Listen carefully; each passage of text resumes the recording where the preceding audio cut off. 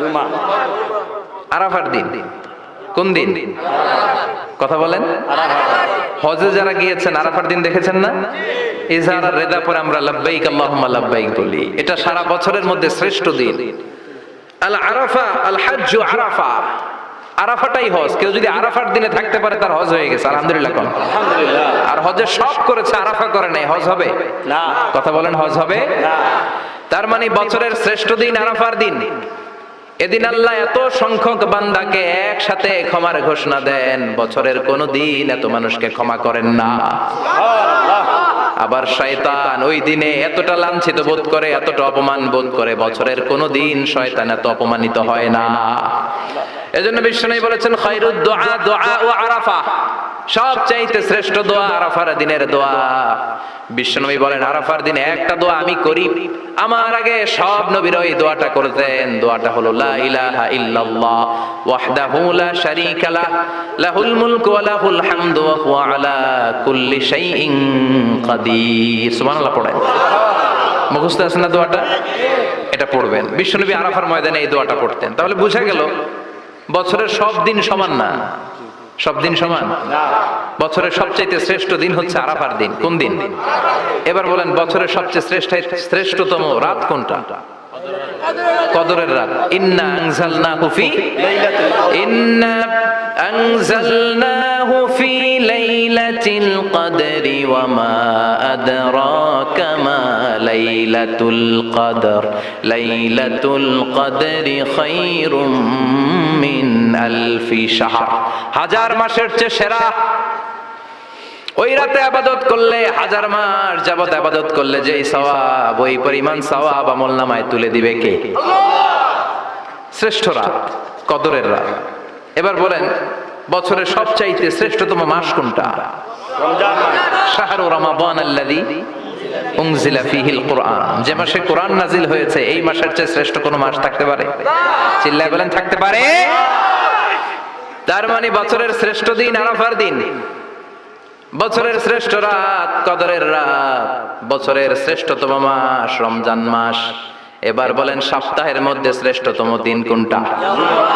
বিশ্বনবী বললেন সাইয়্যিদুল আইয়াম, leader of the all days in the week. সপ্তাহের যতগুলো দিন আছে 7টা দিনের সর্দার হচ্ছে ইয়াউমুল জুমা, জুমার দিন। চিল্লায় পড়েন আল্লাহু আকবার। তার মানে বছরের শ্রেষ্ঠ দিন আরাফার দিন, বছরের শ্রেষ্ঠ রাত কদরের রাত, শ্রেষ্ঠ মাস রমজান মাস। আর 7 দিনের মধ্যে শ্রেষ্ঠতম দিন হচ্ছে জুমার দিন। কোন দিন? এই সূরাতুল জুমা নিয়ে আমরা কথা শুনবো ইনশাআল্লাহ। বলেন এটা সাধারণ দিন নয়। ফিহি খালাকাল্লাহু আদম। কালকের এই দিনটায়, এই জুমার দিনে আল্লাহ তাআলা সাইয়েদনা আদম আলাইহিস সালামকে তৈরি করেছে। বিশ্বনবী বলেন লাম্মা খালাকাল্লাহু আদম ওয়া কানা তুলুহু 60 যিরাআন। আল্লাহ তাআলা যখন আদম আলাইহিস সালামকে তৈরি করলেন 60 হাত লম্বা করে তৈরি করলেন। সুবহানাল্লাহ। আর আমরাও যারা জান্নাতে ঢুকবো আমাদের আকৃতি থাকবে 60 হাত লম্বা। মজা করে সুবহানাল্লাহ পড়তে পারলেন না? আল্লাহ সাইয়েদনা আদমকে তৈরি করলেন এই জুমার দিনে। আবার সাইয়েদনা আদম আলাইহিস সালামকে পৃথিবীর বুকে তিনি পাঠিয়ে দিয়েছিলেন এই জুমার দিনে। সুবহানাল্লাহ। কুল নাহবিতু মিনহা জামিআ। O Adam, go down with your wife. তোমার স্ত্রী হাওয়াকে নিয়ে পৃথিবীতে নামো। কয়েকটা কালিমা শিখিয়ে দেব, এই কালিমাগুলো পড়ে আমার কাছে দোয়া করো, আমি কবুল করে নিব। আল্লাহু আকবার। আল্লাহ শিখিয়ে দিলেন আর বললেন আদম পড়া রাব্বানা যালামনা আনফুসানা ওয়া ইন লাম তাগফির লানা ওয়া তারহামনা লানাকুনান্না মিনাল খাসিরিন। ও আল্লাহ, জুলুম করেছি নাফসের উপর, ভুল করেছি, অন্যায় করেছি, আপনি যদি ক্ষমা না করে দেন আমরা শেষ হয়ে যাব, আমরা হালাক হয়ে যাব, ক্ষতিগ্রস্তদের মধ্যে শামিল হয়ে যাব। ঠিক কি না? আল্লাহ সাইয়েদনা আদম আলাইহিস সালামের তওবা কবুল করলেন। ওনার কাজ হচ্ছে তওবা কবুল করা। আমাদের কাজ গুনাহ করা, শয়তানের কাজ ওয়াসওয়াসা দেওয়া, আল্লাহর কাজ খালি মাফ করা। সুবহানাল্লাহ পড়বেন না? তাকাব্বালাল্লাহু তাওবাতা আদম ফি ইয়াউমিল জুমআহ। আল্লাহ যেদিন আদম আলাইহিস সালামের তাওবা যে কবুল করছেন, ঘোষণা দিয়েছেন, এই ঘোষণাটা ছিল জুমার দিনের ঘোষণা। আবার সাইয়েদনা আদমকে যেদিন রূহ কবজ করে আবার নিয়ে যাওয়া হয়, ওই দিনটাও ছিল জুমার দিন। পড়েন সুবহানাল্লাহ। যেই দিন পৃথিবীর প্রথম মানব, প্রথম নবীর রূহ মালাকুল মাউত দুনিয়া এসে কবজ করেছে, ওই দিনটাও ছিল জুমাবার। আল্লাহু আকবার। আবার বিশ্বনবী বললেন লা তাকুমুস সাআহ ইল্লা ফি ইয়াউমিল জুমআহ ইযা যুলজিলাতিল আরদু জিলজালাহা ওয়া আখরাজাতিল আরদু আসকালাহা ইযা রুজ্জাতিল আরদু রাজ্জান ওয়া বুসাতিল জিবালু বাসসা। কিয়ামতের দিন পৃথিবীটাকে একটা প্রকম্পন দিয়ে কাঁপিয়ে দিবে কে? মারাত্মক একটা ঝাঁকুনি দিবে আল্লাহ, পুরো পৃথিবীটা কেঁপে ভেঙে চুরে খান খান হয়ে যাবে। এই ঝাঁকুনি আর আর্থকোয়েক, ভূমিকম্প এর ঘটনাটা যেদিন ঘটবে ওই দিনটাও হচ্ছে জুমার দিন। চিৎকার করে পড়েন সুবহানাল্লাহ। তার মানে আদম সৃষ্টি হলো জুমার দিনে, দুনিয়ায় নামিয়ে দেয়া হলো জুমার দিনে, তওবা কবুল করে নেওয়া হলো, রূহ কবজ করা হলো জুমার দিনে, আবার কিয়ামত সংগঠিত হবে জুমার দিনে। পড়েন সুবহানাল্লাহ। আর বিশ্বনবী বললেন আল জুমআতু ইলাল জুমআ কাফফারাতুন লিমা বাইনাহুমা। এক জুমার পর থেকে সামনের জুমা আসা পর্যন্ত যে সগীরা গুনাহগুলো হয় সবগুলো সগীরা গুনাহ মাফ করে দেয় কে?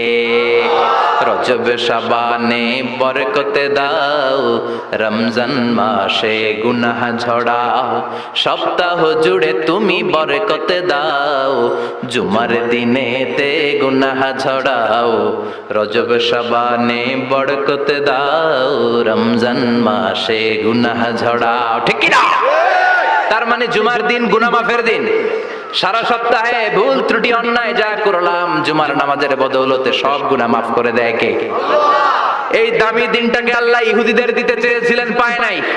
আলহামদুলিল্লাহ কইবেন না? ইখতিলাফু, তারা ইখতিলাফ করে হারাইছে এটা। এই দামি দিনটা রব্বুল আলামিন নাসারাদেরকে দিতে চেয়েছিলেন, ফাখতালাফু, ওরাও ইখতিলাফ করে হারাইছে। এজন্য ইখতিলাফ ভালো জিনিস না খারাপ জিনিস? মারামারি ভালো জিনিস না খারাপ জিনিস? আর ঐক্য করা ভালো জিনিস না খারাপ জিনিস? ঐক্য করতে রাজি আছেন? ইহুদিদেরকে আল্লাহ দিতে চাইলেন, ইখতিলাফ করে হারাইছে। নাসারারাও হারাইছে। ফাজা আল্লাহু বিনা ফাহাদানা বিহাদা দ্বীন। রব্বুল আলামিন এই দিনটা আমাদেরকে দিলেন, আমরা ইখতিলাফ করি নাই, বিশ্বনবীর হাতে হাত রেখে ঐক্য করে ঘোষণা দিয়েছি জুমার দিন আমাদের সাপ্তাহিক দিন। সুবহানাল্লাহ।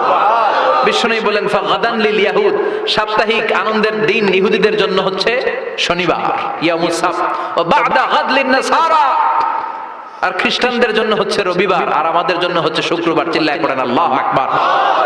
তার মানে জুমার দিন, জুমাবারের মর্যাদা বেশি না কম? চিল্লায় বলেন বেশি না কম? জুমার দিন সকালবেলা ফজরের নামাজের পর থেকে ফেরেশতারা যতগুলো মসজিদে জুমা অনুষ্ঠিত হয় ওই মসজিদে ঢোকার প্রতিটা দরজার মধ্যে দাঁড়িয়ে থাকে। কারা কারা আগে আগে জুমার নামাজ পড়ার জন্য মসজিদে যায়, প্রত্যেকের নামগুলো একটা জান্নাতের রেজিস্ট্রি খাতার মধ্যে তুলে নেয়। এই নামগুলো স্পেশালি আল্লাহর কাছে পাঠানোর জন্য। সুবহানাল্লাহ কইবেন না? ডানে বায়ে সামনে পেছনে যতগুলো দরজা, প্রতিটা দরজায় ফেরেশতারা বসে থাকে। কে আগে আসলো নাম তুলে দেয়। তুলতে তুলতে তুলতে তুলতে খতিব সাহেব যখন খুতবা দেওয়ার জন্য মিম্বারে যেয়ে বসে যায়, ফেরেশতারা তাদের খাতা বন্ধ করে তারাও খতিব সাহেবের সামনে জুমার খুতবা শোনার জন্য বসে যায়। পড়েন সুবহানাল্লাহ। প্রথম জুমার দিন জুমার মসজিদে যে ঢুকবে, বিশ্বনবী বললেন আল্লাহর রাস্তায় একটা উট কুরবানি দিলে যে সওয়াব, এই সওয়াব আল্লাহ আমলনামায় দিয়ে দেয়। দ্বিতীয় পর্যায়ে যে ঢুকে, বিশ্বনবী বললেন বাকারা, গরু কুরবানির সওয়াব পায়। তিন নম্বরে যে ঢুকবে, বিশ্বনবী বললেন কাবসা, হাদিসের ভাষায় এসেছে আল কাবাস, কাবাস মানে হলো বকরি, বকরি কুরবানির সওয়াব। চার নম্বরে যে ঢুকবে তার হচ্ছে দাজাজা, দাজাজা মানে মুরগি।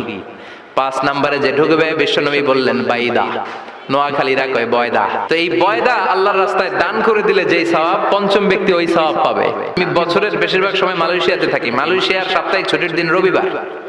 খ্রিস্টানদের সাথে অনেক বিজনেস তাদের মেনটেন করতে হয়। তো তারা যদি শুক্রবারে ছুটির দিন করে তাহলে সপ্তাহে 2 দিন ব্যবসা বাণিজ্য কাটা পড়ে যায়। নিজেদের কারণে শুক্রবার বন্ধ, যাদের সাথে বিজনেস ওদের কারণে রবিবার বন্ধ। আমরা আলহামদুলিল্লাহ আল্লাহর দয়ায় পবিত্র দিনটাতে পেয়েছি জুমাবার। আলহামদুলিল্লাহ পড়েন। এজন্য বিশ্বনবী বললেন খবরদার এদিনের নামাজ মিস করো না। মান তারাকা সালাসা জুমাইন তাহাউনান, গাফলতি করে টানা 3টা জুমা যে ব্যক্তি মিস করলো, তাবা আল্লাহু ফি কলবিহি, রব্বুল আলামিন ওই লোকটার অন্তরের মধ্যে মোহর মেরে দেয়। ওয়া কুতিবা ফি জুমরাতিল মুনাফিকিন, মুনাফিকদের খাতায় তার নাম তুলে দেয়। 3টা জুমা যদি কেউ মিস করে 2টা পানিশমেন্ট। এক হচ্ছে